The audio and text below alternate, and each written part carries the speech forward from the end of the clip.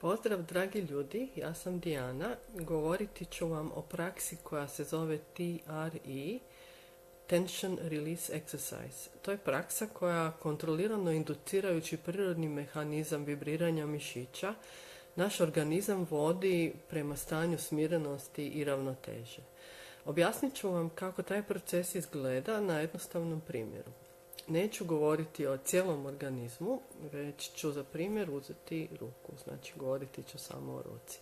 Možete, ako želite vježbu napraviti zajedno sa mnom, zamislimo da je moja ruka pod stresom. Znači situacija je stresna, moji mišići su stisnuti, napeti i ukočeni. I ova situacija vam je vjerojatno poznata.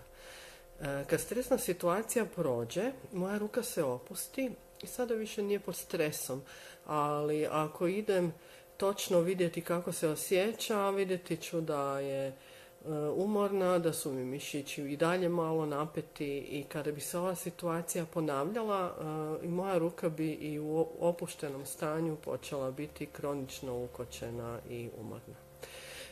No, ako ste vježbu radili sa mnom, onda ste i sami primijetili da naše tijelo ima prirodni mehanizam kojim dolazi do opuštanja. Napravimo stoga vježbu još jedanput, znači moja ruka je pod stresom, mišići su mi stisnuti i kad prođe stresna situacija, moja ruka se opusti. I što je moja prva reakcija? Šta je prva reakcija našeg organizma? Da malo ruku protresemo. Znači da istresemo tu napetost, da se oslobodimo tenzije, da malo promještolimo prste. I ako želimo, zapravo vrlo često posve instinktivno istisnemo neke točke na ruci, ne bi li ona došla u svoju prirodnu ravnotežu, prirodno stanje i nakon toga i zaboravljamo da je ikada i bila u napetoj situaciji.